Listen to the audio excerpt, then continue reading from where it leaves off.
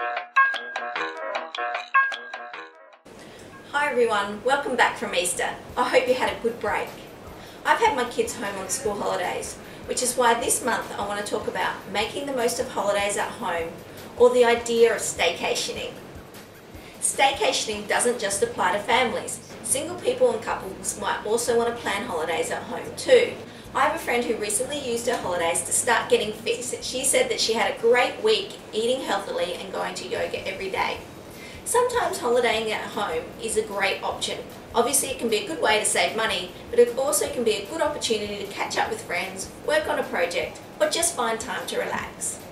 The key to getting the most out of a staycation is to just plan ahead, just like you would with an interstate or overseas holiday. Here are my suggestions for planning a cost-friendly holiday at home.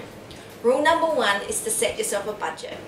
You'll have a better holiday at home if you set aside money for it, just like you would if you were going on a proper holiday.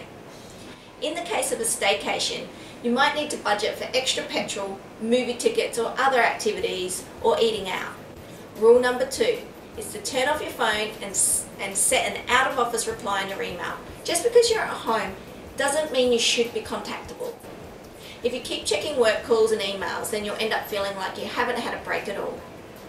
Rule number 3 is to plan your week in advance. Even if you plan to do very little, planning is the key to relaxing.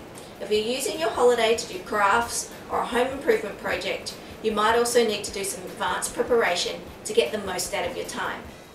Rule number 4 is to get your housework done before your holiday begins. I find I can't relax if there's a pile of washing in the laundry or the lawn needs mowing. I try and get as much of the housework done as I can before the holiday begins. I appreciate though that some housework needs to be done daily. That's why rule number 5 is to take a break from the housework you don't enjoy.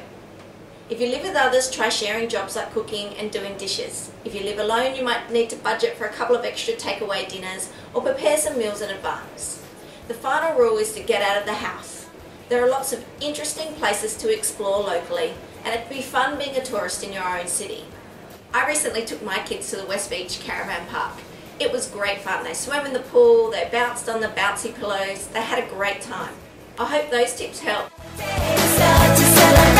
Repeat after me, I need a vacation.